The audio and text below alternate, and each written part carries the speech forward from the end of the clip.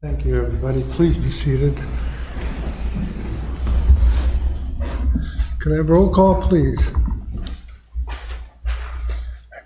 Trustee Krasovich, So if I start to go a little crazy. Oops, I'm sorry. Trustee Krasovich, You're distracted. Here. You You're all wondering. yes. Trustee Roberts, Here. Trustee Grabowski, Here. Trustee Gergen, Here. Trustee Rhodey, Here. Trustee Belt, here. President Knutson. Here, that was my fault. I had to tell her something. Item 2 is public hearings. We have none. Item 3, we're going to skip because of there's a little date mistake. So we're going to skip that till the next meeting. Item 4 is citizen comments.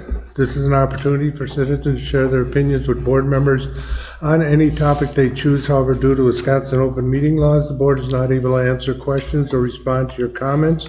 All comments should be directed to the board. Comments are limited to 3 minutes per speaker. Speakers are asked to please use the podium and state their name and address for the record. Is there anyone here that would like to make a comment? Okay. Then we will go to item A, 5A. Possible action on ordinance 2023-12, ordinance to amend section 54-130 of Municipal Code of the Village of Pewaukee regarding the sale, gift, or possession of vapor products. Scott, did you want to handle this, or? I'll take this, Jeff. Okay. So this is an ordinance here at the request of the police department. As the board is probably aware, the village does have an ordinance on the books generally prohibiting the sale, use, and possession of tobacco products by those under 18, as well as an additional ordinance prohibiting use in general on school grounds. What the PD is requesting to do and what the ordinance does is a number of things. One, it adds vapor products, which is defined in the ordinance, colloquial, I guess, what people refer to as vaping products. It would add that to the items that are banned for sale, use, and possession by those under 18. It would also add a prohibition to the use of those types of products on school grounds. The other extensions that the ordinance looks at are including public parks as additional spaces to the public schools where the use of these products, tobacco and vapor products, by those under 18 would be prohibited.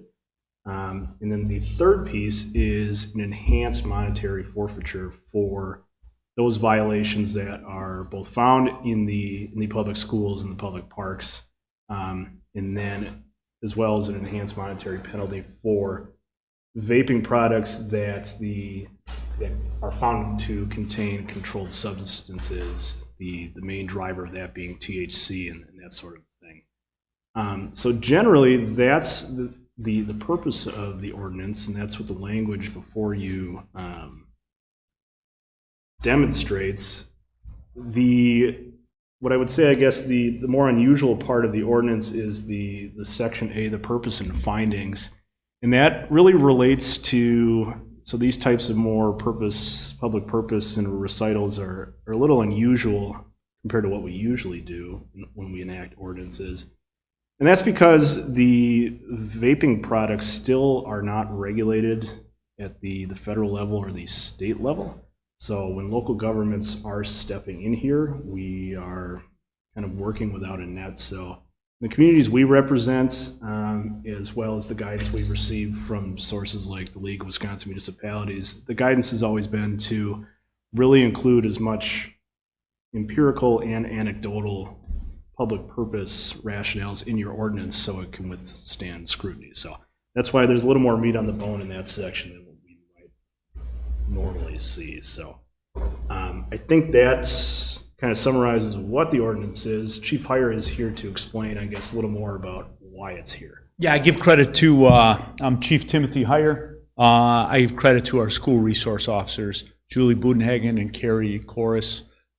We've seen an uptick in the use of vaping products. Students will go into the bathroom. We get called, their school confiscates, and we're writing tickets. And because of the uptick and the fact that when we asked Cassie to pull the old ordinance, this hasn't been updated since August of 2005. And Like Attorney Gerlinski said, we have to look at new products, new vaping products. What can we do to deter children from getting into this? We also have seen an uptick in THC because they put THC in the vaping products. So by banning it, or having an enhancer rather, they're already banned, but to have the enhancer in a school or public park, hopefully that would deter kids from even trying this. And for the most part, we want to educate the children and have a little more teeth to this. So by just upping it currently from $162.50 to the next tier, and then a second offense, it goes up even more of $100 plus change. So we think this is a good idea, and we approached the school, Superintendent Mike Cady, and they're in agreement too. They see the trend, they see the fact that we're being proactive in making these changes. So I think it's a good idea, and to reach out to the attorney who's done this. He's crafted an ordinance like this in another jurisdiction, so we're just keeping up with the latest trends and patterns. Are there any questions or comments from the board? Yes, sir. I agree, to add that in there, the issue, adding vaping into the ordinance. If it's a village-wide ordinance, I guess I'm not sure why we have to specify the parks, but I guess, and that's neither here nor there, but I guess I just wonder is, can we as the village regulate what's done on school property, because we don't own the school? I mean, the school could certainly have their own policy, but I mean, I'm just wondering, are we able to actually do that? We are. It's a public space, and it goes back to, so you're talking about the use of the products, not the possession by underage people? Well, any of it. I mean, the fact So the possession is that specifically- it's not our land. It's privately held. It's a public domain, obviously, but it's by a different It is, entity. but it is still a public space, so we do have the authority to do that. And the ordinance we have on the books already went in and prohibited tobacco use and possession on those buildings, and that still continues. Okay. So we do have that authority because it is a public space. Is it because that the patrol is from Village PD that it kind of defaults to our ordinances? That's part of it, but because it's a public building, so there's two pieces to it. The possession under 18, you have the authority under state statute to do that wherever. That's village-wide. The use is specifically authorized by statute as well, that a municipality can go and prohibit the use on school property, public school property. Okay. So that's what the old ordinance did, and we're not going out of bounds by expanding it. All right. Yeah, that was my only question, is if we had the authority to do that. Any other questions or comments? If there are none, oh, yes. I just have a really quick one. I see that this does pertain to students who are 18. There are lots of seniors who turn 18 halfway through the year, and that they are prohibited from possession, just like kids under 18 would be. How does that then roll out to students who are not enrolled at Pewaukee? So we have visiting teams, et cetera, and so on. Are there 18-year-olds permitted then to possess on campus? Under this ordinance, yes. But again, that speaks only to the school property. So if they're not enrolled, but they're on campus, that's what you're saying? Right. Yeah. They're 18, but they're on campus, and they're not a Pewaukee student. Right now, we have under E, any person enrolled. So that's just to possession. So Right. we can't regulate their possession under 18, but we can regulate the use, and that goes to the distinction. So we regulate their possession if they're 18 and a student, Right. but we cannot regulate their possession if they're 18 and not a student of Pewaukee High School. No, we can regulate their possession if they're students. So the distinction I'm making is a student of our district or a student of another district. No, I get the distinction. Okay. I'm trying to determine if you're talking about use or possession. So no one's allowed to use, Right. adults, children. But we have possession for students of Pewaukee School District as a hard no, regardless of if they are 18 or under 18, because it refers to no people enrolled as students. So no one enrolled as a student of the Pewaukee School District can possess, regardless of their age. And I'm just curious about how that would impact then students who are not Pewaukee School District students. So under the Lots of- I understand the question now, so thank you. So under the current language, students that are not enrolled but would happen to be under the age of, or over the age of 18, excuse me, would be able to possess on school campus, but they would not be able to use. Okay. Anybody gotten around that? I'm sorry? Has any other municipality created wording to get around that? It's a See, little I tricky. think, the statute is not coming to mind, but this goes back to what Trustee Roberts was saying. We have the ability to regulate the possession on school grounds, The use, the use, but not the possession by adults, but not the possession by adults. unless the adult is an enrolled student. Correct, because otherwise, anybody can have. Right, a cigarette with Yep, them. Yep, so to answer your question, no. And that's retaining the language that was in there, and I think that was in there because of what the statute says. We can regulate the possessions, Okay, so, it's a little bit tricky. yeah, And this has nothing to do with CTC. no. Okay. Pewaukee School District. Any other questions or comments? If not, I'll look for a motion then. Either to adopt or not. I make a motion to adopt, back to the number.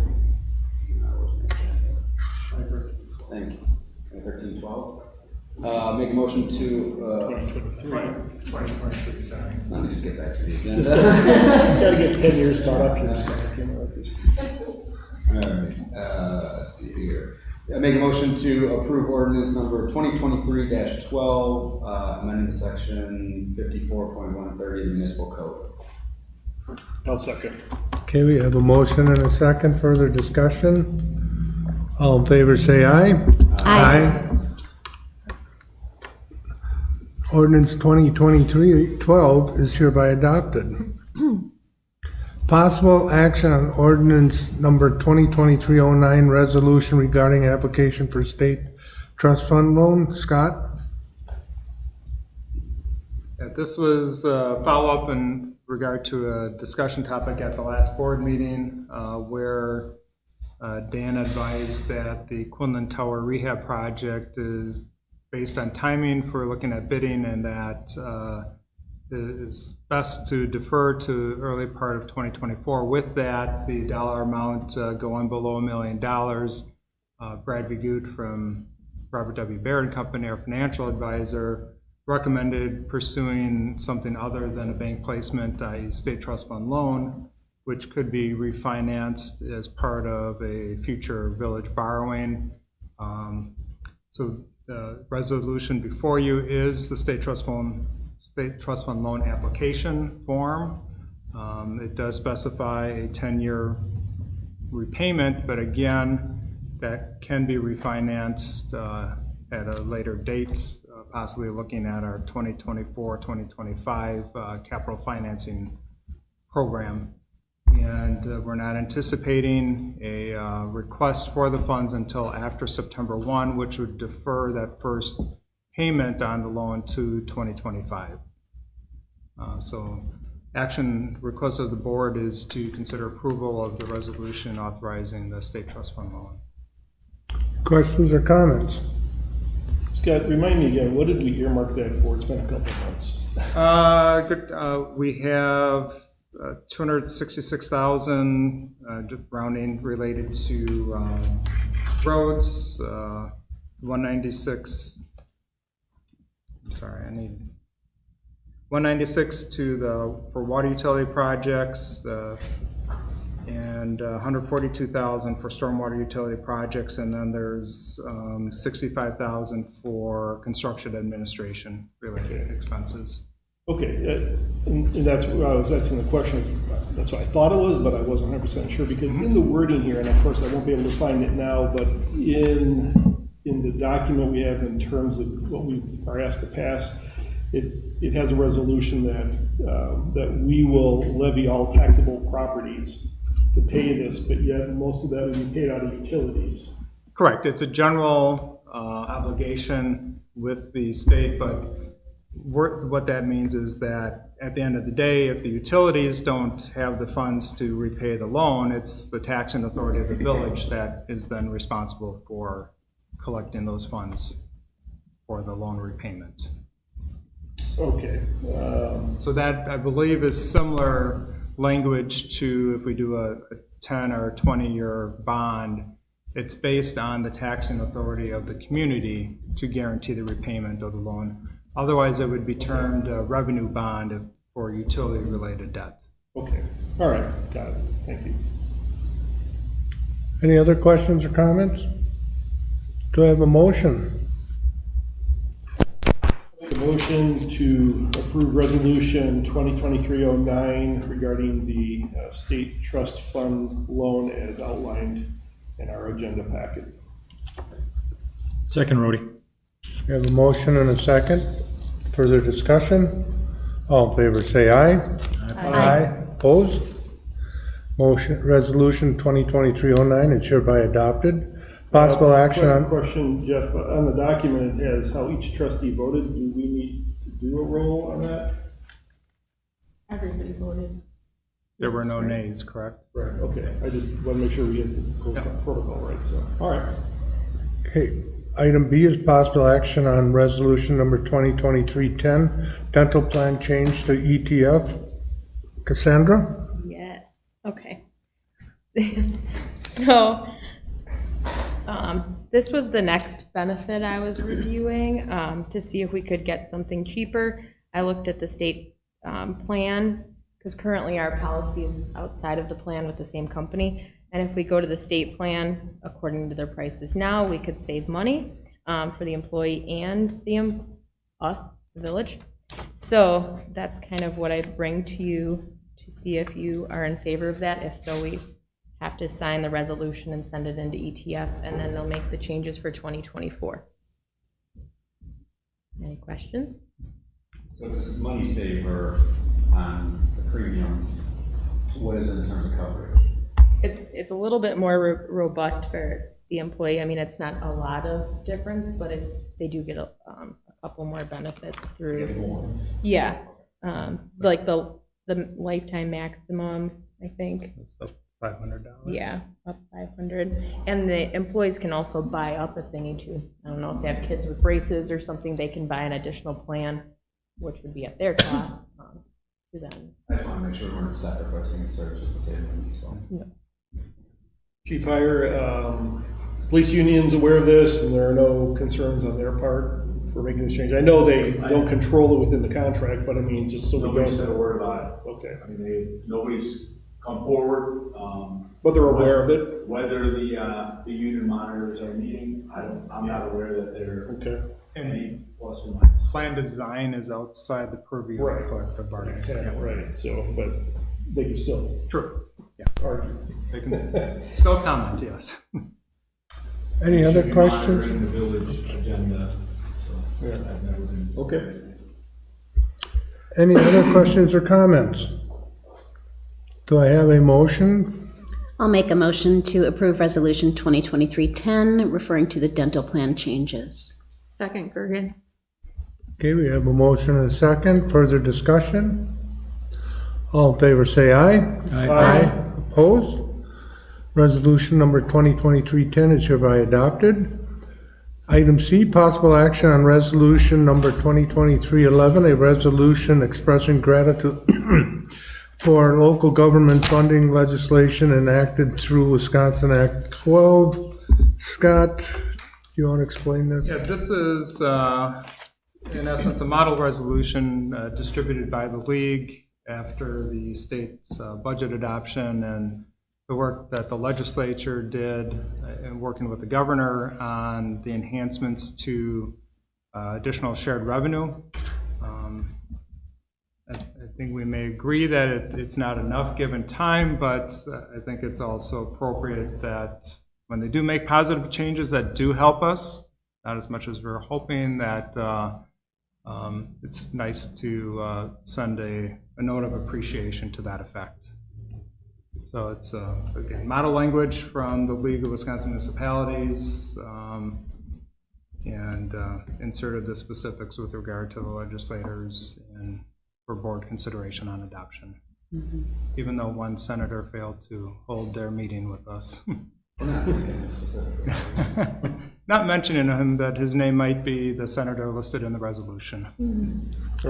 Questions or comments? Are we gonna mail these to the specific representatives? Or how are we delivering this? Email is more cost effective. Oh, okay. I'm just going to make a quick comment. I am going to vote to adopt the resolution and thank them, but I do want to just take note that I don't necessarily think that it went far enough. I think they took the easy way out. I think this whole entire shared revenue needed to be revamped and rebuilt and relooked at. I'm actually in support of those that voted against it for the reasons that I stated, that it needed to go deeper, and that our Waukesha County representative should have stuck with Waukesha County.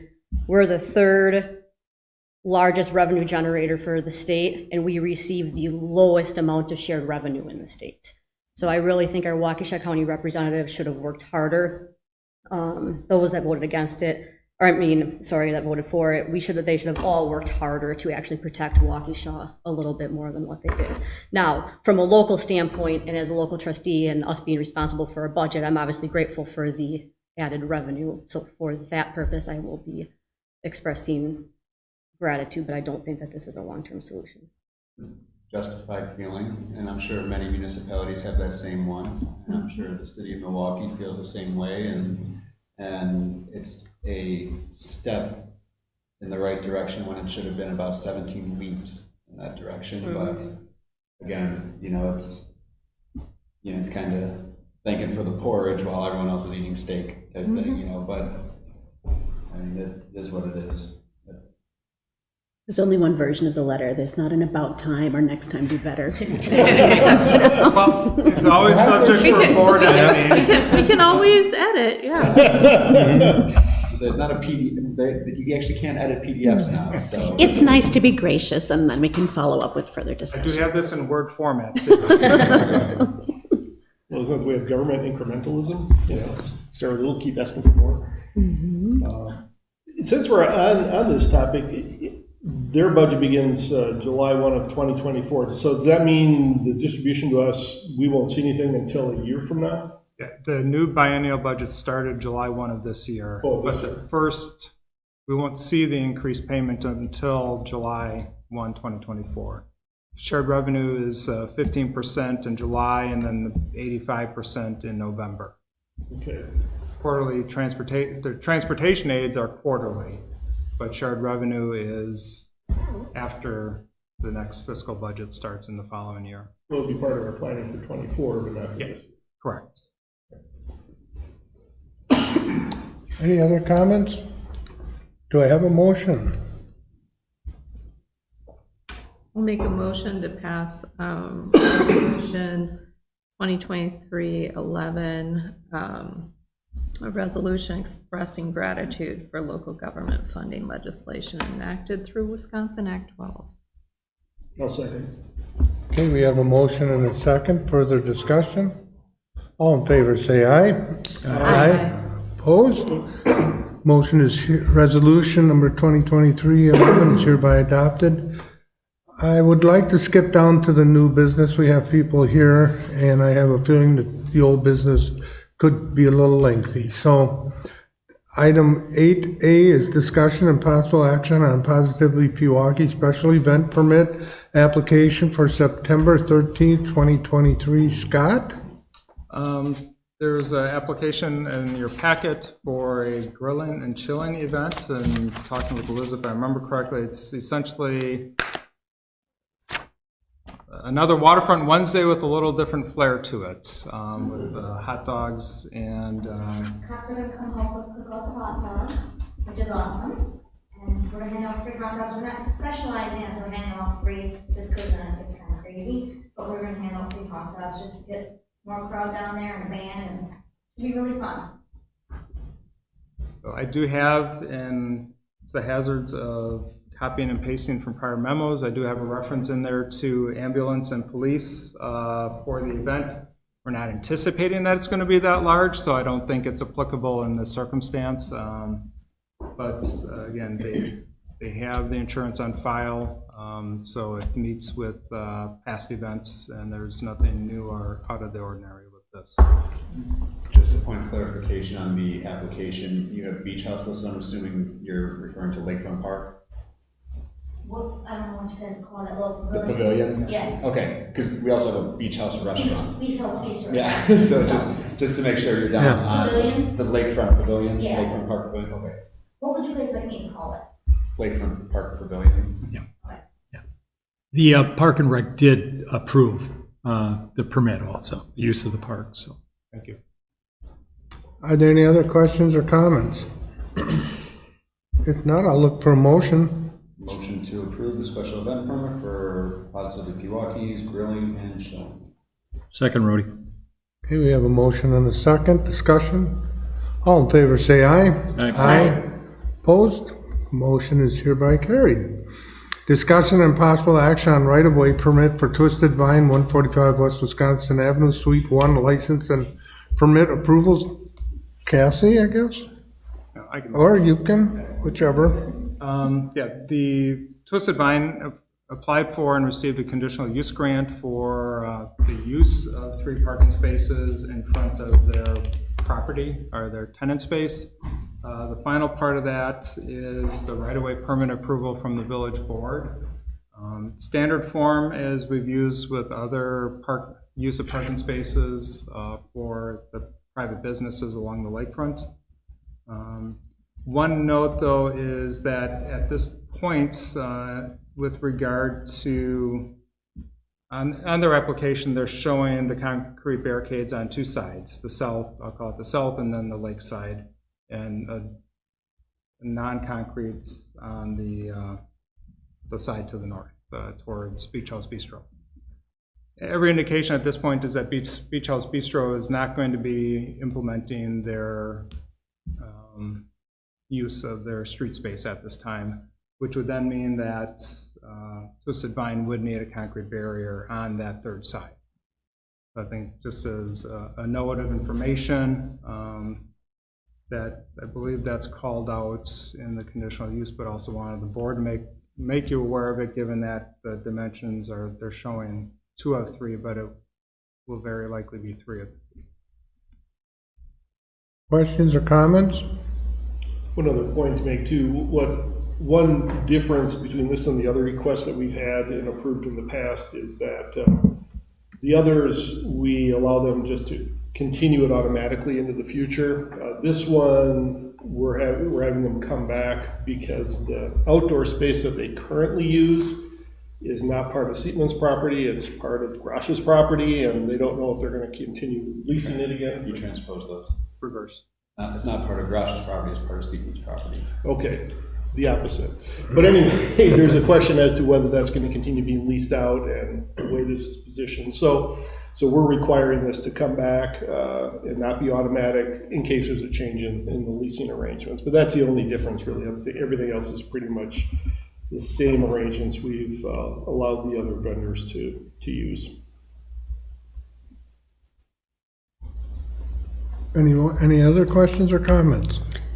I have a comment. I see that what we're charging for this and the call out to the community in Milwaukee and that they charge similarly. I know that's not up for discussion today, but we need to put a pin in that and really take a look at this because it's an incredible bargain to charge someone $225 for a year for something that is in some cases doubling their business opportunity, at least for the reasonable weather months. And I did also note that there's no removal that's going to be required for events, like the Kiwanis event. And that's not, I don't think that's required in all those right now, because going forward, they'll have that in place before the applications come in for the events in subsequent years. Gotcha. Just want to point out that we're kind of squeezing Kiwanis there. I agree with you completely. You know, we've got so many of these on the street and we're practically giving them away. I think And it's a, go ahead. Sorry, and I'm not sure how the parking will be designated, but I want to make sure that there's actual permanent signage there showing that those parking spaces are available. I was gonna call out that at least they have that proposed in-kind parking. If we were going to hold them to that, I'd also like to hold the other tenants that we required, which we have not vetted to this point. I would like to see that as well. So if we're gonna enforce it on one, I wanna see it enforced on everyone that are required to give in-kind parking spaces within their private property. That's fair. And it's not that I don't support it. I'm going to be the first one drinking there, you guys. It's fine. I love a glass of wine and a sunset. But I just want to make sure that we're being properly compensated for this wonderful opportunity we're giving the businesses moving forward. Any other comments? Yeah, I Bob. just wanted to mention, keep in mind that when we established these fees, it was untested. Right. You know, we didn't know how successful this was going to be. Obviously, it's been very successful. In fact, anecdotally, I heard from a alderman, I think alderman from the city of Delafield, who said how brilliant it was to allow that. I guess they don't allow it in much of Delafield, and just thought it was a great idea that we did this. Yeah, I'm a fan. I'm definitely a fan on the consumer side. Funny, I heard from another person in the city who also had the same sentiment on it. It said revamp the downtown dining area. Any other comments or questions? I have one, but it would be off topic. Matt, get ready. Here we go. I had my way, I'd close the whole parking out. Okay, I'll look for a motion. I'll make a motion to approve the, Right-of-way permit. sorry, the right-of-way permit for Twisted Vine, for on-street dining. Second, Krasovich. Okay, we have a motion and a second. Any further discussion? All in favor, say aye. Aye. Opposed? Motion is hereby carried. Discussion and possible action on development agreement for the Westerly Senior Living Project. Scott? You have in your packet the standard developer agreement. It's been a little bit condensed because the two focus areas on the development agreement for the public improvements are the water main extension as well as the street tree requirement. The developer has provided a check in lieu of a letter of credit for the surety amount of $453,525. They didn't want to wait for their bank to get the letter of credit processing done, so they wanted to get this moving as quickly as possible.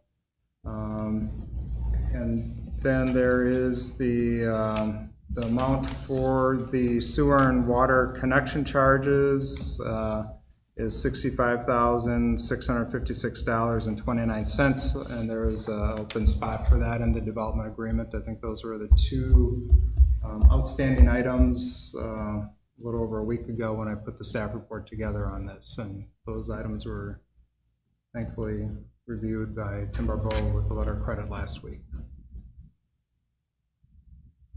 Comments?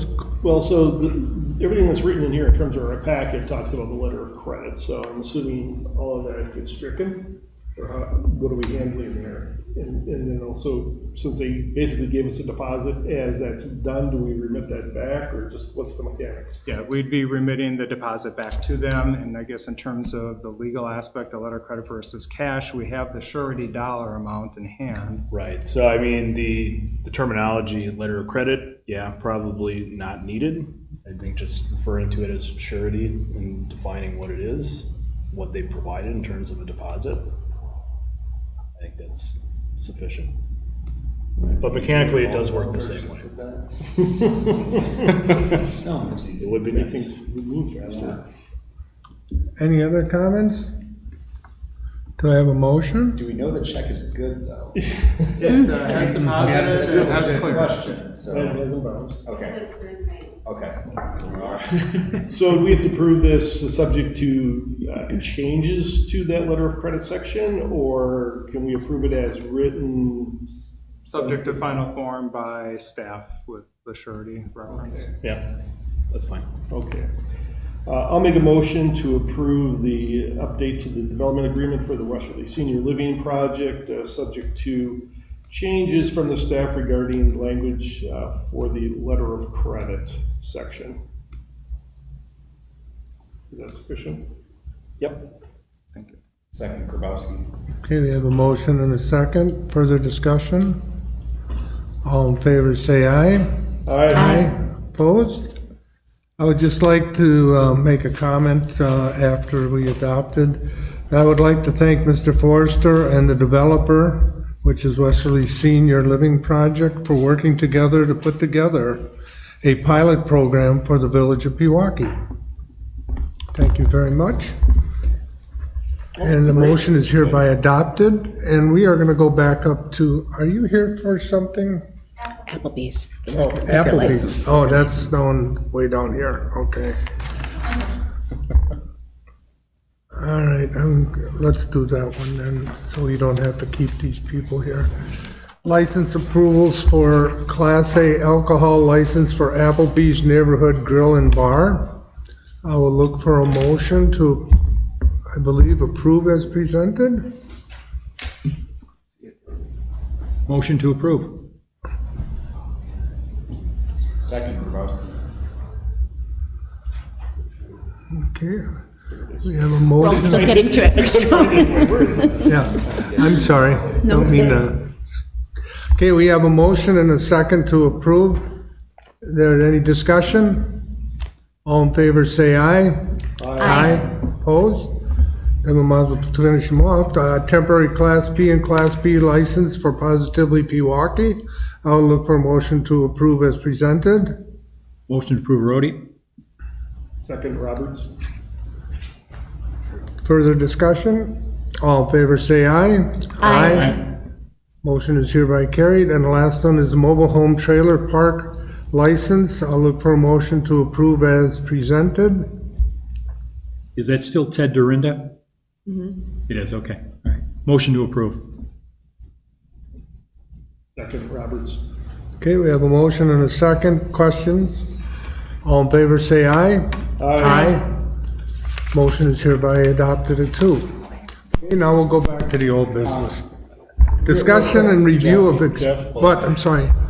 Just as a point of clarification, I guess, on the Applebee's one, so in the agenda packet, we have it as listed as new Class B combination. On the agenda, we have Class A alcohol license. Which one was it? Yeah, Oh, it's Class B. okay. That's why I was thrown, when I first read this and saw Class A, I was like, why would they go for Class A? No. So, okay. So what was, yeah, so what was, Just so we're clear, we approved a Class B. you did, and what was presented in the packet and what the board reviewed Yep. and what the motion referred to as the Class B. Okay. For agenda purposes, Like I said, it was just for a point of clarification. I appreciate that. And for agenda purposes, I would still categorize it as properly agendized. It would let anybody reasonably know that we were discussing an alcohol license for Applebee's, just with the typo in there, so no issue. Okay. Okay, we're gonna go to old business 7A, discussion and review expense and revenue budget to actual and fund balances. Who would like to handle this? Scott or Kayla?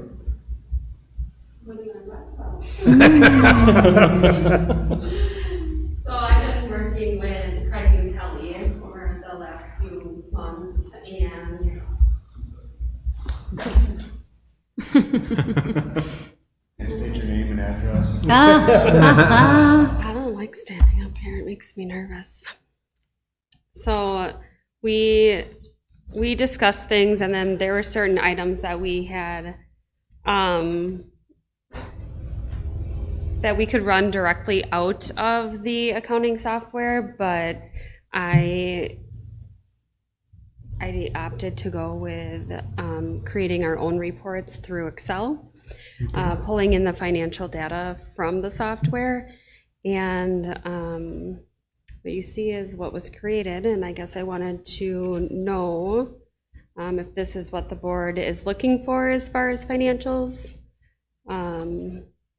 It's basically an overview based on the same way that we budget for. So, any questions or comments? Kayla? Yes. Next year at this time, are you able to do a comparison? So if we're looking, let's say, current year, ending 6/30, and then comparing it to the same period of time last year, will you be able to do that next year? I can do that now. Okay. One thing that we always found beneficial in some of the other areas where we're doing budgeting is when you're always able to do that comparison. Because right now you look at these numbers and you don't really know if this is good or bad, but if you have that comparison for a year ago, same period, it makes sense. So if you're able to do that, I would like to see that. One of the things that, Kayla, I would suggest in terms of the quarterly packet is, as you see on our agenda, we have a kind of a summary statement by staff, and then there's all the detail that follows, is for that purpose, for Bob's purpose, is that especially on the revenue expenditure to budget, is just a little commentary as to if there's anything that looks weird. like 218%? Well, yeah, I mean, in terms of like, why is that? Is that expected? Is it a timing issue? I mean, just because, again, the way the money comes in, it's not normal from a business, private perspective. Correct. Expenses can be kind of weird. So, whether 125 is, for one is expected, that's normal, versus 33, it's under, is that normal? I mean, so it's really just, you guys would know, we would, as to, is there anything here that is out of the ordinary or unexpected, or just everything's perfectly fine? That is the plan going forward for quarterly. I believe tonight was more of an overview. Is this what you expect to see? Okay. Are there changes that you want, similar to what Rhodey had said, saying that he'd like a comparison from the same period from last year for comparison purposes. But then I planned on doing a memo for that reason, because like you said, 218%, but then that's where I would be able to comment on where we're at. And the reason it is so high, that 218, we budgeted interest income at 60,000, and so far at the end of June we're at 209,000. So our interest income has kind of been blown out of the water. As far as anything else in that category, that kind of. So I reached out to Kayla today because we've been working on it, to go through what we're looking for on this, and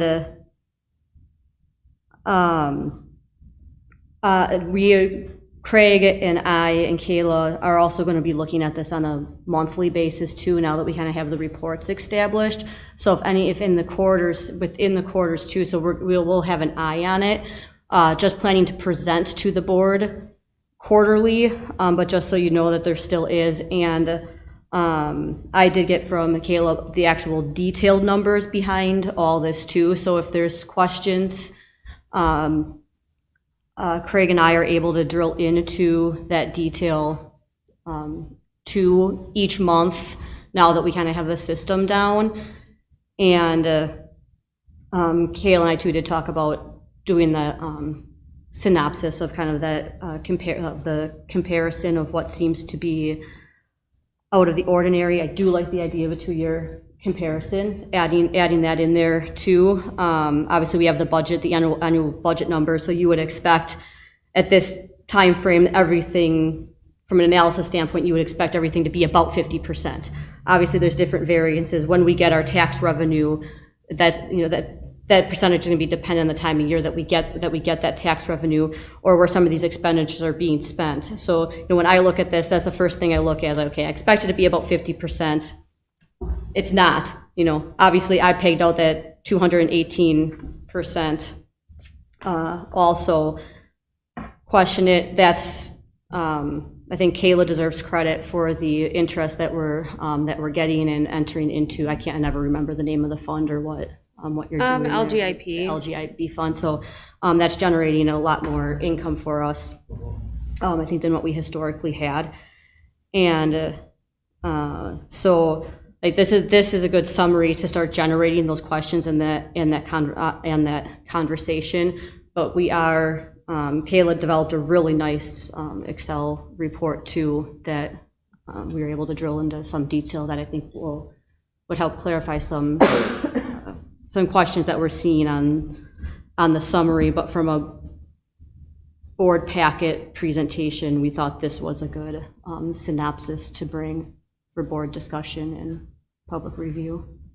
Just had a couple of quick questions. So first of all, like this a lot, like seeing this information. Help me understand the taxes piece. You know, as somebody that pays theirs before the end of last year, is this normal to see that there's still 22% of tax income coming in? Yes. It is, Yeah. okay. Because our final settlement is not until August 15th. So anything that's collected before or by December 31st, we settle on that in January. And then anything that's collected in January all the way through the grace period in February is then settled in the February 15th or middle of February.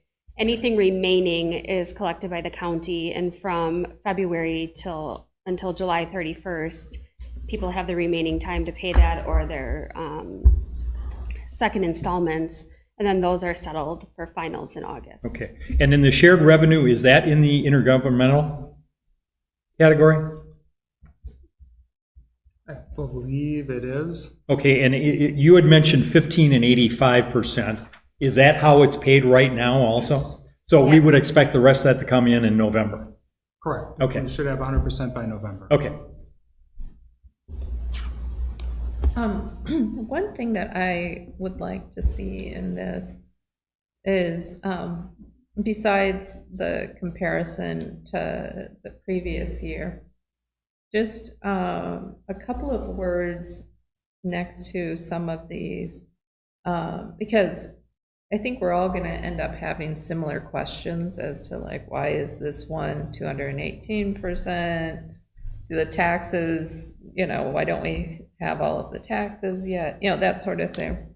And just a little explanation next to them could save a lot of questions. Yeah, we did talk, mainly tonight, the idea was to present these to you, see if you like them, see if you would like to see more data, less data, things like that. I can certainly add that comparison, but this will come with a memo quarterly addressing all of, okay, why is that 218%? Or making mention of, okay, yep, we've taken our second tax settlement, our third one will be in August, things like that, just to kind of keep you on track of where our revenues are at. Great. Yes, Miss. Thank you to all three of you for working so hard to get something established. I think that's great, and I appreciate the job well done.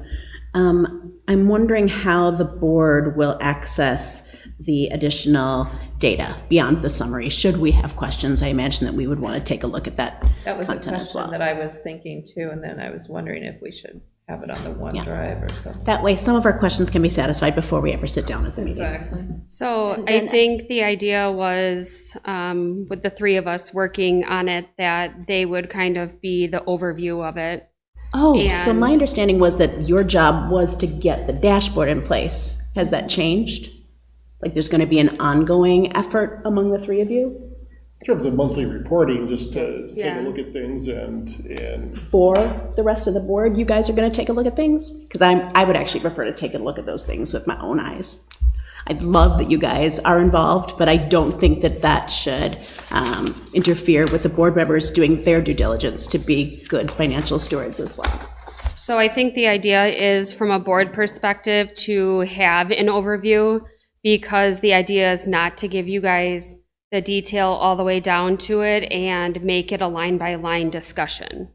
I don't want it to be a line-by-line discussion, but I want access to all the information because it's my responsibility to the residents of this community to make sure that I have a full understanding of finances. Like, I may feel comfortable with the summary and not look at it in one particular quarter, but I think that it would behoove all the board members to get really comfortable and intimate with that information. Yeah, and in some of the tools that we had looked at previously, they usually gave that sort of option. Additional like access. a pull down or something to see additional info. Otherwise, it kind of feels like we're creating an additional layer. Yeah, and I'm not the person that wants to dive into detail. I want to see the overall quarterly information, and I'm fine with that and trusting what Kelly and Craig are doing in that. Oh, yeah, I don't But not completely trust understand you want to get into detail. That's fine. I'm not going to get into that detail. They can do that, but I will be able to review, the quarterly information or monthly information. Yeah, I like the both and it's not a trust issue. I trust both of you with this financial information. I just want access to. I mean, I think on a monthly basis, whoever wants it, Kayla, you can send it to anyone. At the same time, you're sending it to us. We just thought for having something agendized, we don't want to have pages and pages of all that nitty-gritty detail. That for public consumption, No. the summaries like this that we have are good. But anybody that wants all the details, I mean, absolutely, have a right to it. It seems Right. like if we just have it on the drive that we have access to, it makes it really. Right, because that was my convenient question. for I'm people. fine with it being a summary. I'm fully in the middle ground of those two concepts. I love the high level overview. I love seeing this.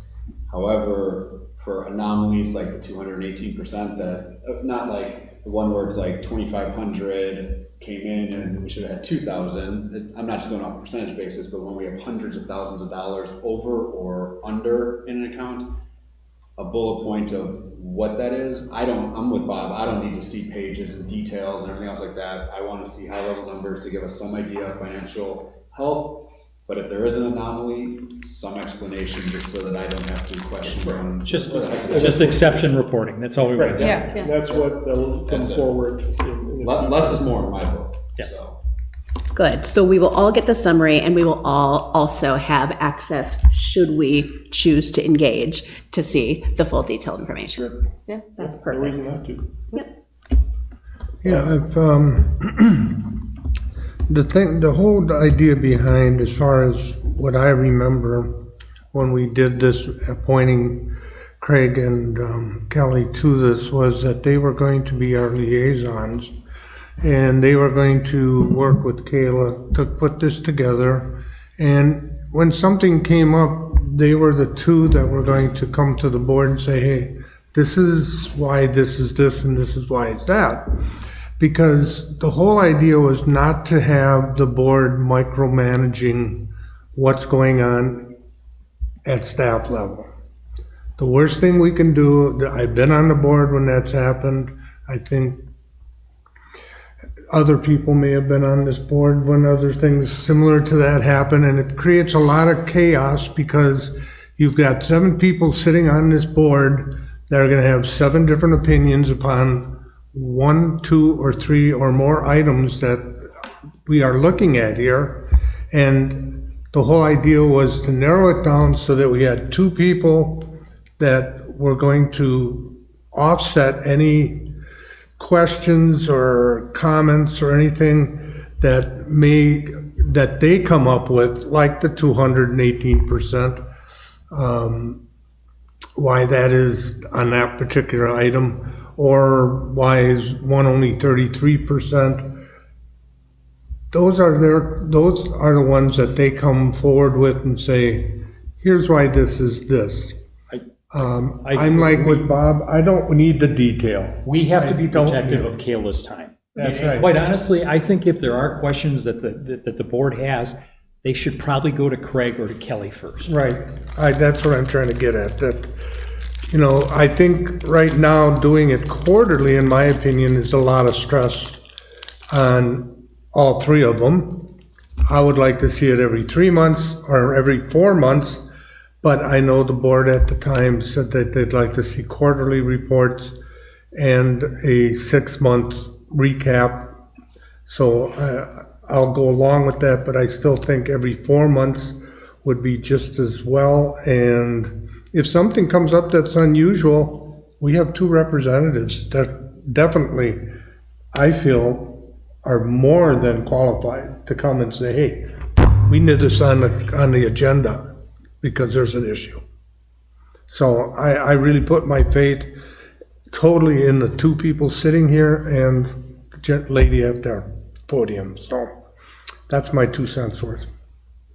Hey, this vote might have happened while I wasn't around. Originally on the strategic plan, I know it had been to just have a financial dashboard, and there hadn't been anything about people, doing anything besides being representatives and trying to come up with a financial dashboard. And so I think that this overview is great, but just like we have access to the budget, having access to some spreadsheet, I don't think that's out of line. Chances are I'm not going to be looking at it, but having the option, trust but verify if you need to. Well, the genesis of this really started off when we were saying, let's have a finance committee. And the more we got into it, we're like, we don't want another night meeting. We don't have to do all these things we have to do. And so that's where this has migrated to, is to just say, have a couple people on the board are looking at the stuff on a monthly basis, the board as a whole on a quarterly basis. Because up until now, none of us saw anything until budget time. Yeah. And yet, one of our primary responsibilities is fiscal oversight. So, We've all wanted that. So I mean, this is leaps and bounds better than what we have. It is. It's great. And if I have a question about anything, I'm sorry, I'm not going to the two of you. I'm going to Scott, and I'm going to find out what the issue Or is. to Kayla. It's Kayla's, it is Yeah, Kayla's job. I mean, I understand if there are questions, I would prefer that they're directed to me. It is my job to oversee the financials and to ensure everything. And certainly if I need further explanation on something that maybe I don't fully understand or has more background to it, I would get that information to Scott. But I feel like I'm the one creating the reports. I need to be involved and be the one answering the questions and leaning on Scott as I need him. Now we have two trains of thought here. Are there That's any how other, I felt all along. It's any other Kayla's job. questions or comments? My comment would be that if we are trying to get around having a committee, but want other board members to interact with Craig and Kelly as if there is some kind of financial committee, then we need to revisit that topic. If, on the other hand, what we've discussed tonight, what Kayla just said, is still the process going forward, we get a lovely summary. Most of us are done after we look at that summary. It's great. Craig and Kelly are available to provide additional context, perhaps in the meeting if need be, but the notes, the information, the nitty-gritty is all created by Kayla, and if we have questions, they belong with Kayla. We also have access to the complete detailed report in addition to the summary. Is there a concern that we could have 2 or 3 trustees asking the same question, and again, taking her valuable time? Here, can I offer? Is that happening? Can I offer a suggestion? Because Kayla and I kind of talked about that too, that she would prefer, if she's going to have questions asked of her, that they are, and if you, even if they're presented at the board meeting, that there's foresight into it. From a financial standpoint, especially with a budget and financials of this size, to be put on the spot during the meeting with a question when you don't have the information readily available to you, you may not be able to answer. So my recommendation would be, is to email Kayla with your questions, then she can accumulate those questions, and if 4 of us do ask the same question, she can respond back, or she'll be at the board meeting and she can address the question at that point. I don't know if that works for you, or if you prefer a different method, because good point, if she's gonna have the same conversation with 4 people on the phone Isn't that call, what that's not happens to efficient Scott and either. Cassie now, though? Like, are we making this harder than it needs to be? Don't we sometimes 4 of us ask Scott the same question, and then Scott compiles a response that he uses over and over, or Well, I replies think as that's included? What if it's all separate phone calls, if you're calling her? I think that's versus- what she's saying is just, if my preference is, if you have questions regarding anything, just don't hesitate, go ahead and email me. I will put everything together, and I can even address those in my summary of my Love that. next. I'm texting Craig. I'm texting Craig. Just add it to all the other ones you said. Yeah, I just. Your phone just kidding. became subject to open Tweets message on requests. I'll ask you I'm not on the texting budget. anybody. That's right. Showing me Yeah, pictures you of your can do food. other stuff. I'll bother Craig with Yes. your question. This is great. I think the dashboard's great. I think minimal changes and. Can I ask one more question? Sure. So when it comes to funds that we have money, lots of times we're talking about if we have an incremental spend that we have to do, it comes out of a fund. Is there going to be? That's the first That's the first document. page, I know. And that's the one we're not talking about, but we should. Okay, All right? okay. I was gonna bring that up as to, Kayla did an awesome job on this. It's very simple, but that's what I love about it. Okay. And I think this is one where you're literally, you set up a template, you're exporting the data into here, right? Is that what you're talking about? Well, there's an entire spreadsheet with a bunch of tabs, and all the tabs kind of, they all add up the revenues and expenditures and then come back to are you talking about the preliminary fund balance? Yes. Month ending, yeah. So your beginning fund balance that you see on there, those are straight from the audited financial statements. So those are good beginning year balances that we have on hand. And then monthly, the way fund balance works, obviously on a monthly basis, you have your revenues coming in and your expenditures. And so it uses up a little bit of that fund balance if your revenues aren't covering them. So you'll see that change frequently. And that's why this is monthly, not projected year end. It does show you at the bottom that it's projected year end, and that means on a monthly basis on June, if we had no further revenues and or expenditures, this would be our balance. If you look at the budgeted use of reserves, those amounts there literally are the amounts from budget time. So if you, one example is for sewer, you see a large amount, over 2 million there. What happens when we borrow money? It ends up at the end of the year, if it's unspent, it goes into our reserves. So then that next year, we're going to be expending those, but they're coming out of our reserves. We're not going to have those revenues now to offset that because it's coming from like a savings account, right? So that's what that line item is.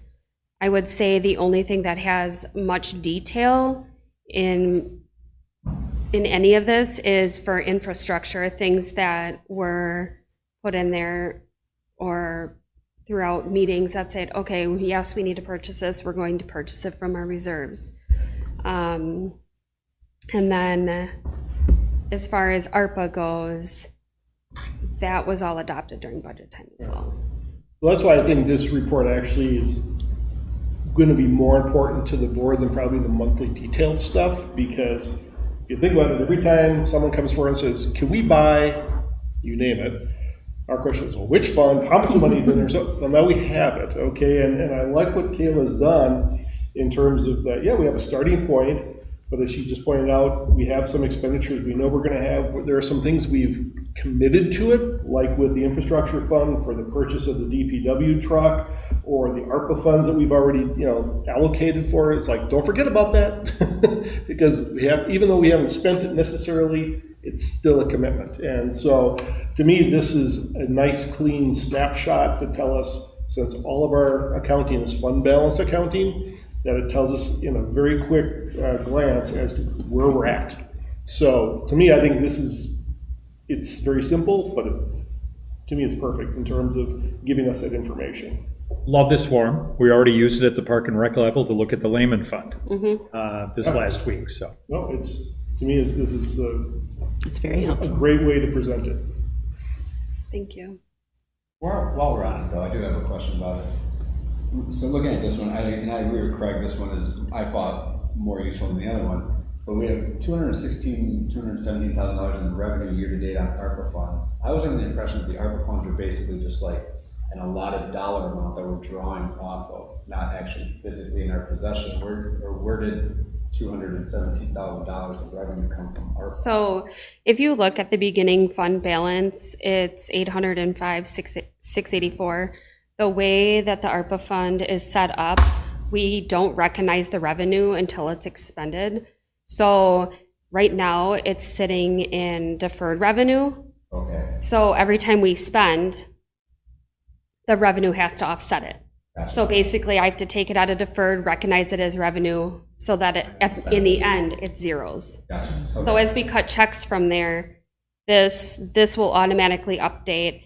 And they don't match exactly because the ARPA fund, because that does have those funds, it is gaining interest on it as well. Oh, okay. So That makes Caleb? sense then. Kayla, the interest income, does it all go in the general fund, or is it split among all the different funds? well, if you asked what happened before me, yes. And now I worked with Baker Tilly, and we have it allocated by fund, Okay. and it's basically by fund balance. So I have another spreadsheet set up that takes the fund balances from the previous and the current month, and it takes the average of them, and then it splits the interest out that way. Okay. So Super fun. One last question, and accounting-wise, this is probably a very remedial question. But on some of these, like, it kind of confuses me because you put the cents on there and like the columns don't line up. Oh, sometimes you use change and sometimes Yeah. you don't. Yeah. Why is that? for which ones? You mean Like, if you look at the general fund, you know, you've got 2 million something there, and then the next line. oh, that first row there? So with audited financial statements, they do not use change at all. So I can't, I mean, I can certainly take this and I can round all these numbers and do a round function and round them all. But that starting balance is our starting balance. And then the revenues and that's raw data that comes directly from the system, but I can throw a round function in there if you want them as whole numbers. I don't think it's just a good to know thing, right? And now we know. We don't want you to do any more No rounding? Okay. work than you're already doing. It's just a simple formula to jump in the spreadsheet. Yeah, I know how to use formulas too, but what I'm saying is the more we massage any document, the more potential for error there is, and there's no need to add additional steps anyway, Cool. I'm good with that. unless you want to. Like, this is great. Thank you, Yes, thank you. all three of you. And kudos to Kayla. She's been great to work with on this too, and she has a great knowledge of what is going on and is a really good resource for questions. So she's doing a very good job. Thank you, Kayla. Any other questions or comments? If not, thank you again. You bet. Very good. Next on the agenda is the strategic plan update. Is there anybody that has an update? I do, and you have paper in front of you. It's strategic plan update. So what you have in front of you is we have meetings scheduled. So the first one is this Thursday with organizations. What you see on this is those that were invited and whether they responded or not. And in the case of People Positively Pewaukee, we actually set this time and date because they had an open calendar, and then I was told today that they are not coming. So I'm sorry, Craig. I thought that we were going to work on this together because I had a list of people. Oh, we were supposed to email Craig. And so. I thought we were talking about that for the survey component. Okay. That comes after this. This is just But we were the supposed focus. to email your ideas. Yeah, anybody that had names, yeah, you could have Shoot, emailed them. I had a whole list of them for you. That would have been helpful because so far you did. So anyway, like I said, we're having these. So far, participation is not what I thought it would be. But then again, you give people an opportunity, and if they choose not to participate, then well, they don't have a reason to complain later. But anyway, so we have one this week, two next week, and actually the resident one, pretty so far pretty good. People coming through and participating. what I'll be doing after these is summarizing the discussion points, and we'll share that. So by this meeting next month, the second meeting of next month, should have that for everyone. And I think at that point, we then need to make a decision as to whether we want to do the more extensive survey. I mean, this is all going to be qualitative information, and whereas the actual survey would be more quantitative and only for residents. But of course, there's going to be costs incurred, and we'll have to look at that in terms of expenditure and a little more time. But again, there's not like we have a specific deadline that any of this has to be done either. So really, that's kind of where we're at. I mean, it's moving along, and as we get information, we'll share it next month. And Can we invite some more people? If we only have 4 people showing up, that's pretty small. For business. For residents? Well, residents, we have 1, 2, 3, 4, 5 so far. With a few left to respond, yeah? So some of those empties might turn into Yeah, participants. Some have just literally in the last day or so responded to me, even though letters went out, 2 weeks ago, I'm trying to think. In what I was, in putting this list together, what I was trying to identify are people that are actively engaged in something at this point. Figure if you just pull someone off the street and you start, quizzing them, whether they're gonna, have that insight to help us see through kind of those priorities going forward. But yeah, I mean, I wouldn't want the group necessarily to get larger than 10 or 12 people. So, I mean, I don't want a whole auditorium full, because then it's really kind of unmanageable from a facilitation standpoint. I appreciate that. But yeah, I mean, if there are some additional people that you think are worth inviting, as long as they, don't mind the short time notice, because the one for residents is on the 25th. Yeah, I see that. I wasn't aware of that. So anyway, just want to update everyone on just the status of that.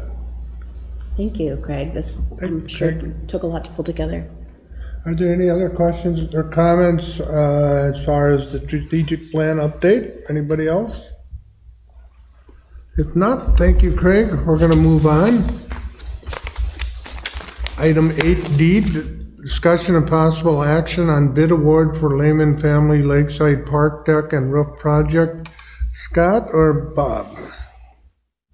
Yeah, so I think most of you are aware that we have been going through bidding process to get the roof and deck on the Beachside Boat and Bait building repaired and replaced, and had problems. The first time around we did bidding, we didn't get any bids at all. This last time, we received 2 bids. One bid was way over budget, and the other bid was completely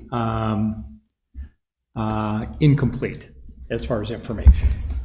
After reviewing this and consulting with staff, the Park and Rec Board has voted to reject, or to recommend to the village board that we reject both bids, go through the bidding process again in fall for a spring of next year project. We had, I think, $75,000 budgeted this year in capital out of the Lehman Fund. We will be coming with some pretty exciting stuff, some good news at the next month's first meeting, whenever that's going to be, the first or the second. But for these bids, again, based off of the recommendations that we received, the Park and Rec voted to recommend to you to reject both bids. For clarification, this is for the second-story deck and the flat roof over the shed portion of the building? Correct. Or is this for the deck in front of 145? No, it would be the second-story deck above the essential garage area. Okay. Any other questions or comments? Can I get a motion here to reject the bids? Motion to reject. Second by Rhodey. Any further discussion? All in favor, say aye. Aye. Opposed? Motion is hereby carried. We reject the bids. Discussion, direction, and/or possible action on R.A. Smith Cremains Only Cemetery section in the Forest Hill Cemetery. Cassie or Bob? Scott, I mean. I can go ahead. I believe it was presented, or the cremains section, or the idea was presented a while back. I went out with Dan and Jack to the site, and we kind of came up with a layout. And then asked R.A. Smith what the cost would be to lay it out, put the corner pins, and then also have access to import that into our current GIS system. And that's the estimated amount, $5,350. It's currently not in the budget right now. We laid it out to be 4 feet by 4 feet, and that's basically just ease of locating, giving us enough room to lay out the grave when we do need to use it, enough for 2 cremains to go in, but also have, we're hoping to do flush monuments. Go ahead. Question in regard to the cost is, why wouldn't that cost come out of the money that is in the cemetery fund? Since the cemetery fund would benefit from the sale of those plots then? It would. Yeah, it would. It's just not in our current, Oh. we didn't budget for it. Okay. Yeah, is what I guess. Next question then, and I'm hoping I can ask this question, is why have we never considered columbariums?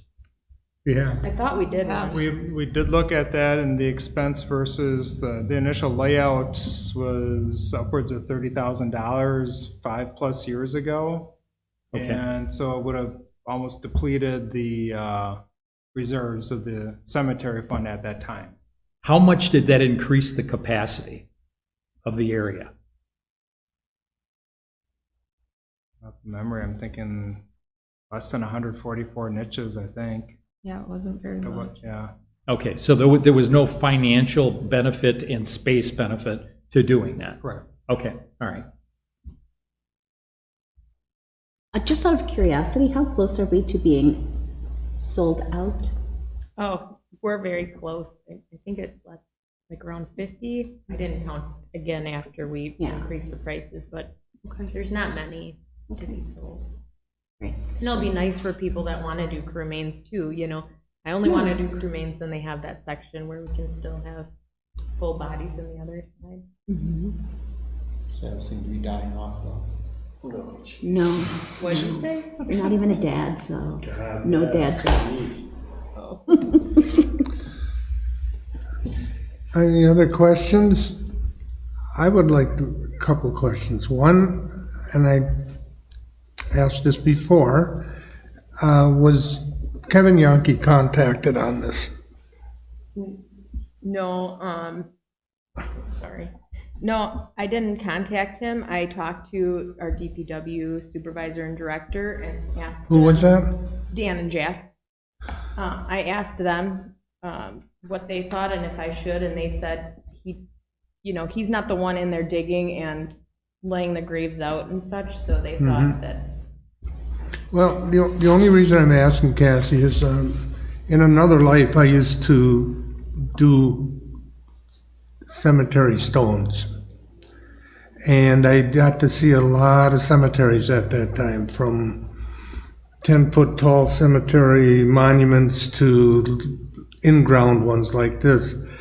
And I felt that 4x4 seems to be bigger than it needs to be for a cremain, because when you look at the niches, which again, I happened to see this a couple months ago, I was looking at a couple niches, they're not that big. The boxes or the containers that the cremains come in are not 2 feet by 2 feet. They're quite small. I don't want to say they're tiny, but they're not big. And to get the most out of the property up there, I think we need to really look at what we're gonna put in there. I mean, I understand maybe the family will wanna buy, put more than just one cremain in there. But here again, it's just, unless they're putting in a big urn or something, they're just getting what they get from the funeral home or wherever, the cremation area.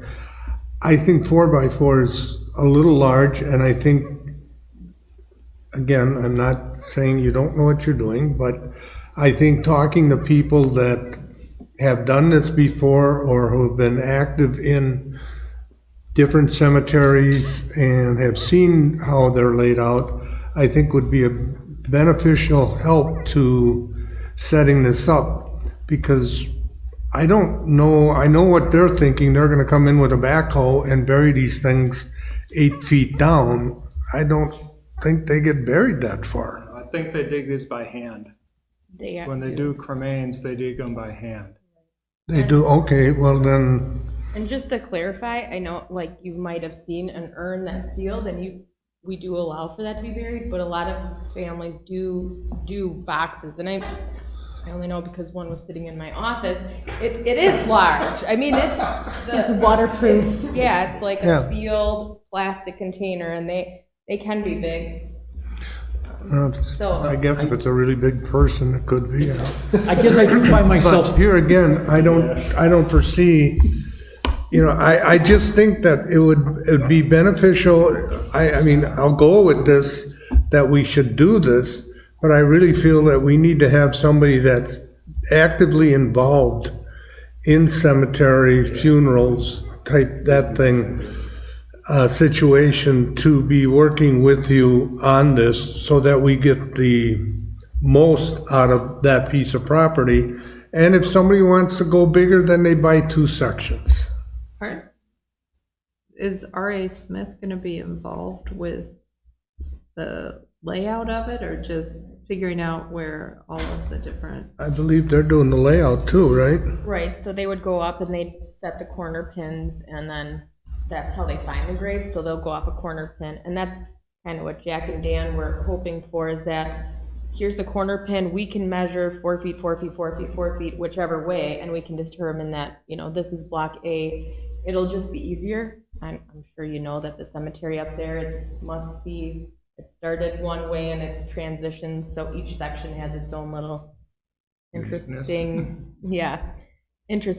So they thought for ease, and also, like I said, when they dig a grave, they're not, putting the spoils on another grave, and making sure the markers can be easily seen and it doesn't look overly I guess what I was getting at is, doesn't R.A. Smith have some experience doing this? as far as laying it out. I mean, they're gonna lay it out the way we tell them to lay it out. Oh. They're not the ones that are, going to.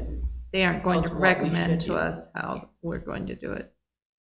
Bob, you had a comment? Yeah, I was going to echo what you said. I think it doesn't hurt for us to get, obviously somebody like Yonke has been in numerous different cemeteries and knows what those sizes that the cemeteries offer. I would just do a check off and make sure that 4x4 dimension makes sense prior to the layout. If there's a belief or an opinion that we could go smaller and it means we're able to fit more residents in there, we should do it.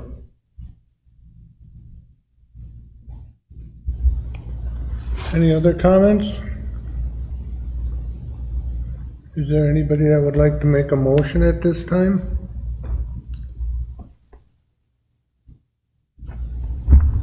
Or Well, I make think we can- direction, I think or we do we just want talk to do about direction first? I think we should do. Bring it back? Yeah, and I think we've given that in terms of getting, whether it's Kevin or someone else in that business, is just Talk to some cemeteries. yeah. It sure seems like we could get a lot more out of it, based on what we had talked about before with the, what do you call them? Columbarium. Columbarium. I mean, we could fit a few of those on that site. And then pay for them with what we're charging people for, it seems like we would recoup the money on that.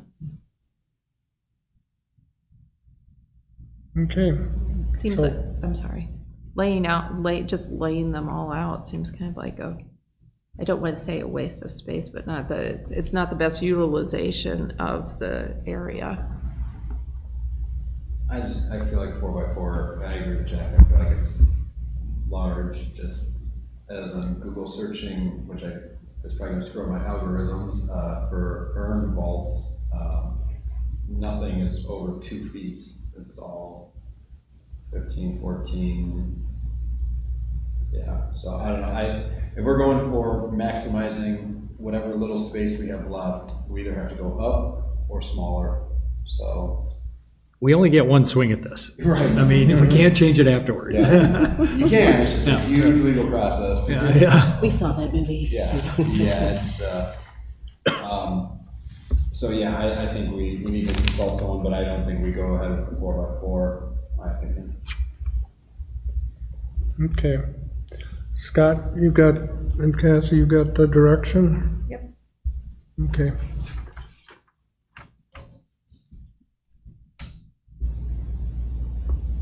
And the next one is. I'm sorry, before we put that issue to bed, because we said we're almost sold out on burial plots. If we take this site for the urn side of it, does that change the number of burial plots that are left? Was this land that was marked for grave sites? No. Okay. Good idea, Steve. Topography and the slope in that area didn't seem to work well for full body burials. Good idea, staff. I appreciate you being on top of this. Finding ways to make it more financially feasible over there. Okay, then, is there any further discussion on this topic? Then we're gonna move on to the item F, discussion and possible action on moving August 1st, 2023 Village Board meeting to August 2nd, 2023 due to National Night Out on August 1st. I asked Scott to put this on because I had a nice meeting with the chief, and I think it would be very advantageous to move it to the next night because the National Night Out last year was very successful, and he's saying that this year could even be better, and I think it would be very good for the board members to be able to just show up, even if it's for a few minutes, just to say hi, and because there was a lot of people down there last year. Hundreds of people. Yeah. We outgrew the parking lot here 2 years ago. We are at HC Park, Village Park, which is just huge. We have a lot of events there, from free pizza, free Kona ice, snow cone. We have We Energies trucks that'll take anybody here way up to the high lift. We're looking for petting zoo. We have a lot of historical society and Bell Tower. A lot of different businesses are going to be there, and I've actually seen a lot of you in other years when it's held here, and last year. So we welcome you. It's a community event, and it's a great way to meet people and thank the businesses and the vendors that are there for the most part voluntarily. So I always invite you, and it's from 5 to 8 o'clock at night. So, and we invite the community to come together. So is everybody okay to moving the meeting to that Wednesday?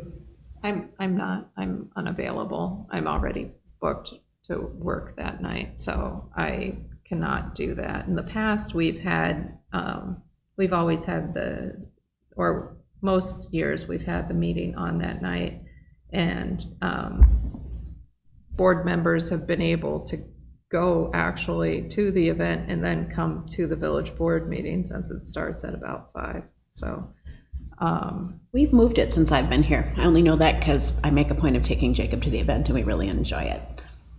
it's a very nice event. Yeah, but last year we were at 7 o'clock starting time. Now we're at 6. Oh, that's a good point. So it's kind of a tight, and possibly usually we could get out of here before 8 o'clock, but then there may not be. So that's why I thought it would be best just to move the meeting if everybody could make it, or maybe even go to Thursday if that if that would be better for everybody.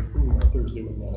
I'm not able to do any of those. I unfortunately have something on Wednesday. If that's what we have to move to, then I will try to cancel on Wednesday, but Okay, so, my preferred is keeping it on Tuesday.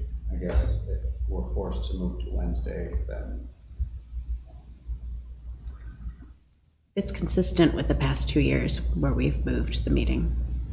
That's all I know. And this brings up a bit of a larger subject about these types of events that happen every year. Having these on the schedule, you know, that we know that we're going to need to move the meeting, just so that everybody has a heads up on that. It would be one thing if we would have done this, you know, earlier, but It's always the first Tuesday in August, so this one, it might be our fault that we didn't, that I didn't call it out. I just didn't really think about it. all right, Jim, what's your preference? I'm gonna go down the line. why don't you start with that then? I already told you, my preference is leaving on Tuesday. If it gets moved to Wednesday, then I will have to shuffle my schedule around, so You'll be able to, begrudgingly, yes, to do my civic duty. Craig, what about you? I'm available on the 2nd. Chris, I'm available on the 2nd. Kelly? I can be available on the 2nd, but I prefer that it stays on Tuesday. I will move things around on the 2nd if I have to. I would prefer to have it on Tuesday, and could we move the meeting to 7 o'clock? That was gonna be my thought, 'cause when we passed that, we said it was to move to 6 unless we decided to make an adjustment to time. If you wanna, that would be the second option, if you wanna move it to 7. That's a good idea. Yeah. that would work for me. Okay, then we'll do instead of moving the meeting, we'll still have it on Tuesday, but we'll move the meeting till 7. Look at us solving. Is that okay with the attorney to do that? Yep, Okay. it'll be noticed, so. Okay, so could I have a motion for that? I'd like to make a motion to move the meeting on August 1st from 6 PM to 7 PM. Second, Grabowski. And this is a one-time, Yeah, one time. okay. Okay, we have a motion to move the meeting from 6 to 7. Any other comments? Just that everybody has to go at 5 then to National Night Out. I'll see you there. Okay. I'll buy you a slice of pizza. I was gonna say, if the pizza's there, yeah, I get there. All in favor, say aye. Aye. Opposed? Okay. Last item on 8 is monthly approval of checks and invoices for all funds. I'll look for a motion to approve all checks and invoices on all funds except for the library. So moved, Krasovich. Second, Rhodey. Discussion. All in favor, say aye. Aye. Opposed? Motion is hereby carried. I'll look for a motion to, I keep forgetting, acknowledge the library funds. Motion to acknowledge. Second, Krasovich. Okay, we have a motion and a second to acknowledge. Discussion. All in favor, say aye. Aye. Opposed? Motion is hereby carried.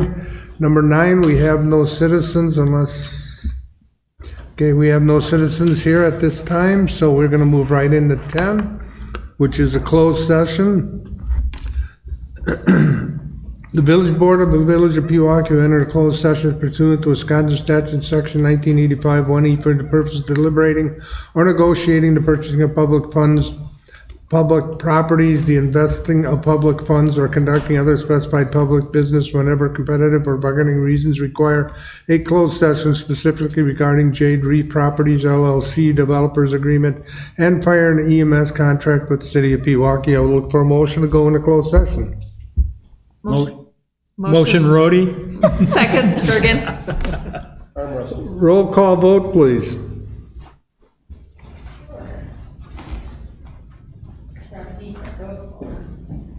Trustee Krasovich? Yes. Trustee Roberts? Yes. Trustee Grabowski? Yes. Trustee Gergen? Yes. Trustee Rhodey? Yes. Trustee Belt? Yes. President Knutson? Yes. You hereby close, turn off all your microphones.